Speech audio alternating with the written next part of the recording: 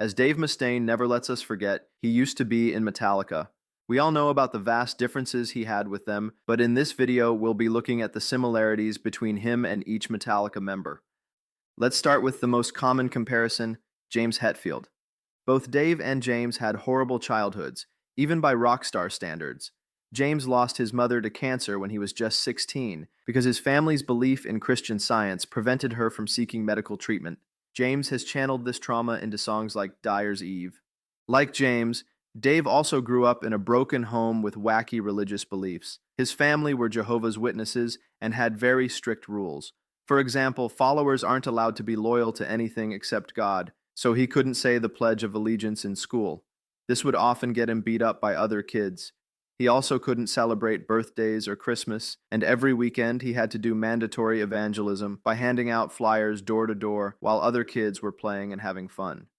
Dave said this kind of childhood was one of the most abusive things he has been through in his life. Just like James, Dave has channeled this trauma into his music, and themes like false authority, religious hypocrisy, and free thought are common throughout Megadeth's discography.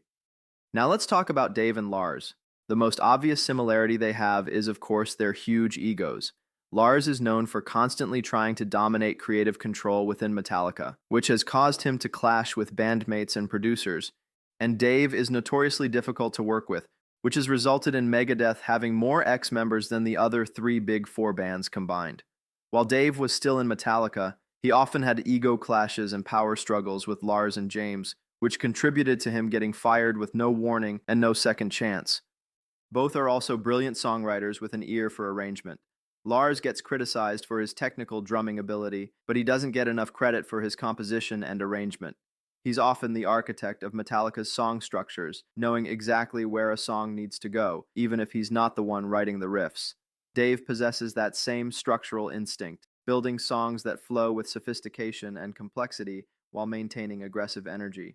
Both Lars and Dave were absolutely crucial to Metallica's early sound, and by extension, the entire thrash metal genre. Dave's riffs and aggressive playing style during those formative years helped define what Metallica would become, and Lars's drumming approach provided the rhythmic foundation. Together, they helped to invent a genre. Moving on to the man who replaced Dave, Kirk Hammett. Their biggest parallels come from their interests outside of music. Kirk is famous for his massive collection of horror movie memorabilia, and Dave has his own dark fascination with black magic and the occult. Dave has spoken about dabbling in the occult during his darker periods, and that sinister atmosphere permeates much of Megadeth's catalog. Both men were also students of Joe Satriani. Kirk studied with Satriani before joining Metallica, refining his technique and learning the melodic approach that would complement James's rhythmic assault. Dave also spent time learning from Satriani, absorbing lessons that would inform his own playing. They are both respected for their skill, as is Robert Trujillo, which brings us to Dave's similarities with Metallica's longest-serving bassist. Both Dave and Rob faced challenges fitting into Metallica, though for very different reasons. Dave's problem was obvious: ego clashes, drinking, and personal conflicts that made his position untenable. Robert's challenge was more subtle. He joined as the new guy in a band with decades of history, replacing a beloved member.